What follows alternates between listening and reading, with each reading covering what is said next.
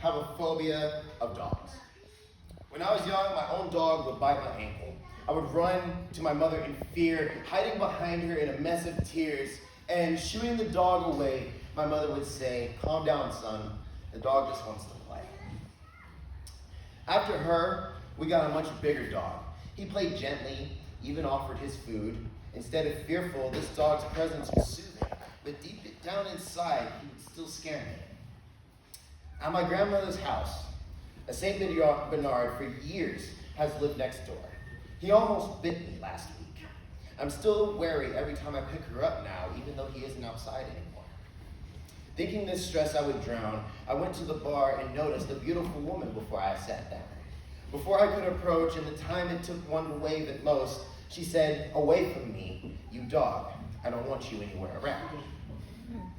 Beneath the bangles on her wrists, dark spots, purplish and brown. In her hair, leaves and pebbles from the ground. Where just a little skin was broken, blood was running down, splashing on her knocking knees. Her eyes checking the distance between me and her and the door and me. The same look I wore when that St. Bernard got free. Just as I looked for his stick, she fumbled for her keys. Both wary of left open doors and dark alleys, I would have fought that dog for my life, and she looked at me just as prepared.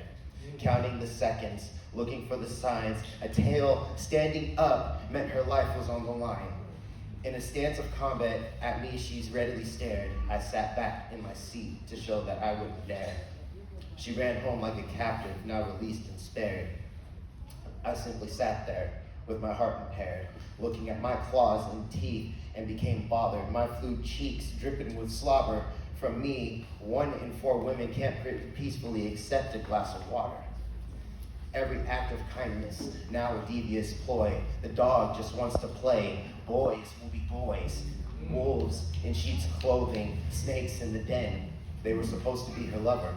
They were supposed to be her friend. The sieve of morality, the only line between nice dogs and good men. A father most present, an owner who's trained and kept his dogs tied. And maybe the hunt itself can be changed if we learn the reasons these doves, the ones we're supposed to love, have come to cry.